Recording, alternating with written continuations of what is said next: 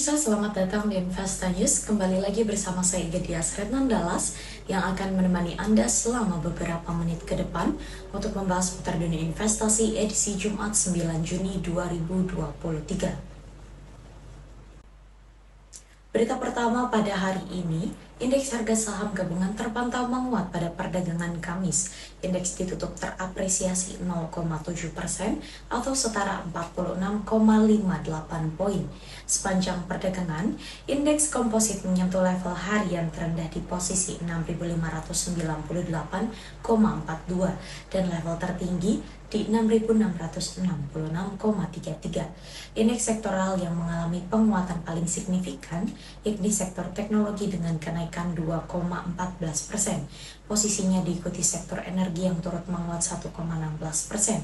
Kapitalisasi pasar tercatat berada pada posisi 9.442,76 triliun rupiah dengan volume saham yang diperdagangkan sebanyak 19,52 miliar unit. Adapun nilai transaksi tercatat sejumlah 10,03 triliun rupiah. Deretan saham berkapitalisasi pasar besar yang ikut menopang laju gerak IHSG antara lain saham PT Goto Gojek Tokopedia yang melesat 7,76%. Ada juga saham PT Bank Jago menguat 11,79% menuju posisi 2.940.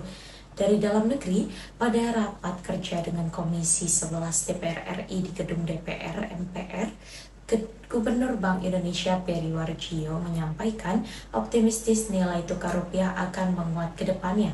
Meski ketidakpastian ekonomi di dunia masih tinggi khususnya pada 2024. Di sisi lain, bursa global terpantau beragam. Di Asia, indeks Straits Times tercatat turun tipis 0,03%, indeks Shanghai Composite naik 0,42%, indeks Hang Seng menguat 0,1%, serta indeks Nikkei 225 yang terkoreksi 0,84% pada Kamis. Di Amerika Serikat, indeks Nasdaq Composite ditutup jatuh 1,29%, indeks S&P 500 melemah 0,38%, sedangkan Dow Jones terapresiasi 0,27%.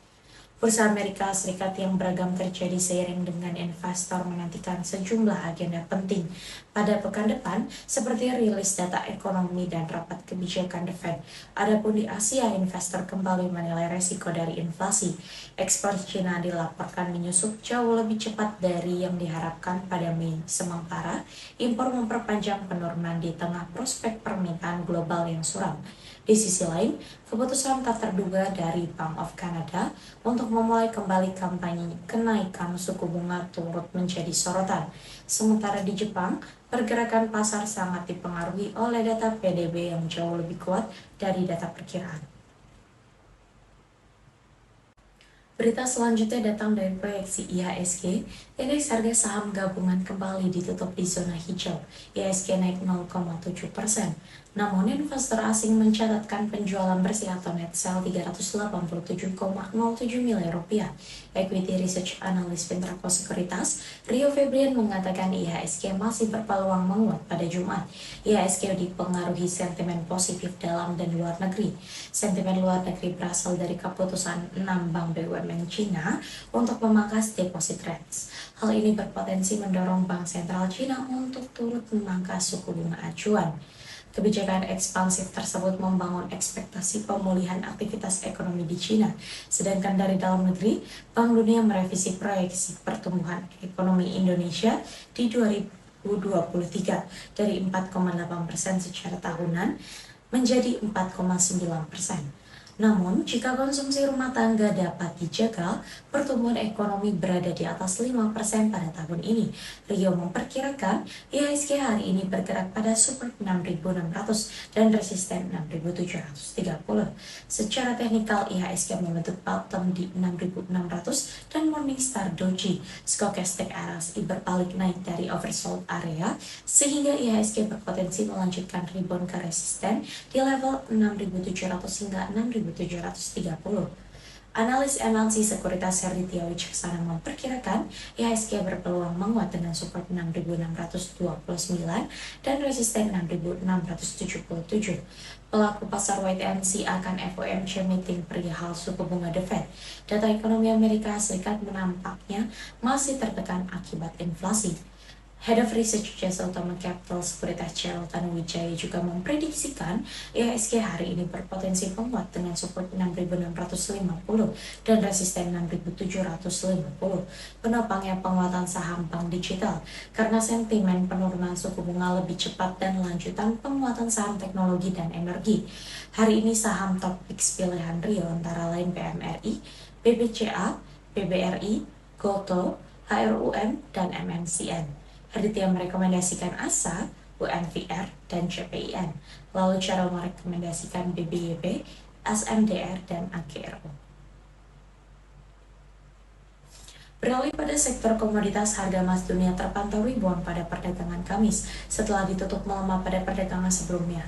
Penguatan ini didorong oleh indeks dolar Amerika Serikat yang melemah.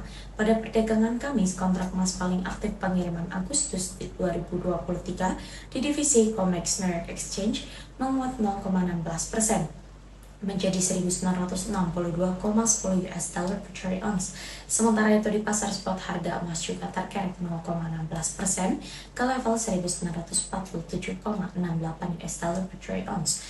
Adapun indeks dolar Amerika Serikat turun 0,17% menjadi 103,900. Investor tetap berhati-hati menunggu pertemuan kebijakan The Fed berikutnya setelah Bank of Canada menaikkan suku bunga. Pada Rabu, Bank of Canada menaikkan suku bunga acuannya menjadi 4,72%, yang merupakan level tertingginya sejak 22 tahun. Dari dalam negeri, harga dasar emas 24 karat ukuran 1 gram dijual Rp1.052.000, turun Rp8.000.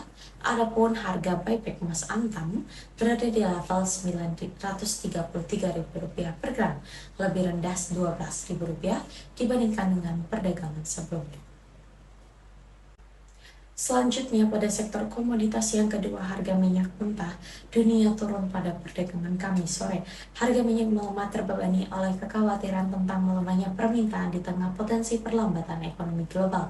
Sentimen meningkatnya stok bahan bakar Amerika Serikat dan data ekonomi Cina yang lemah juga menjadi pemberat laju harga komoditas ini. Pada perdagangan Kamis, harga minyak West Texas Intermediate pengiriman Juli 2023 turun 0,12% menjadi 72,44 US dollar per barel di New York Mercantile Exchange.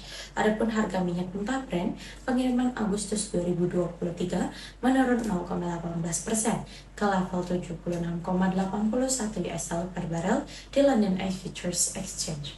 Sebelumnya, kedua tolok ukur ditutup naik sekitar 1%, ditopang oleh rencana Arab Saudi untuk pengurangan produksi yang lebih besar. Sementara itu, persediaan bahan bakar Amerika Serikat yang lebih besar dari perkiraan yang dilaporkan pada Rabu waktu setempat menimbulkan kekhawatiran atas permintaan dari konsumen minyak utama dunia.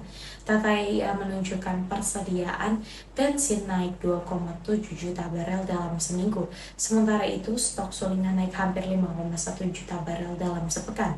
Di sisi lain, melemahnya data ekonomi Cina juga masih menjadi pemberat harga, di mana nilai ekspor Cina menyusut 7,5%, lebih besar dari yang diperkirakan sebesar 0,4%. Berita penutup kita pada pagi hari ini, rupiah diperkirakan kembali melemah pada Jumat. Nada hawkish yang kembali muncul membuat dolar Amerika Serikat semakin perkasa. Kepala Ekonom Bank Permata Joshua Pardede mengatakan peningkatan nada hawkish didorong oleh kenaikan suku bunga Kanada yang mendorong investor berekspektasi sebagian besar bank sentral global akan melanjutkan kebijakan tightening termasuk Fed. Ekspektasi investor lebih mengarah kepada kenaikan bunga di Juli. Pengamat falas dan komoditas Lukman Leong memperkirakan rupiah masih dalam tekanan dolar Amerika Serikat karena data ekonomi Amerika Serikat lebih kuat memicu kekhawatiran investor akan tingkat suku bunga The Fed yang lebih tinggi. Meski begitu, apabila cadangan devisa lebih tinggi dari perkiraan, maka rupiah masih dapat menguat terbatas. Lukman memperkirakan rupiah akan bergerak di 14.800 hingga 14.950 rupiah per dolar Amerika Serikat. Joshua berpendapat rupiah masih berpotensi menguat terbatas didorong potensi kenaikan inflasi di Cina. Menurutnya, Cina, hal ini menjadi pertanda perbaikan permintaan domestik Cina. Rupiah berpotensi bergerak di 14.825 hingga 14.925 rupiah per dolar Amerika Serikat. Rupiah di pasar spot melemah 0,11% di 14.895 rupiah per dolar Amerika Serikat. Sementara berdasarkan Gistor, Bank Indonesia rupiah melemah 0,19% di 14.903 rupiah per dolar Amerika Serikat. Berita tersebut sekaligus menjadi berita penutup kita pada perjumpaan kali ini. Saya Gadis Retandala pamit undur diri. Sampai jumpa.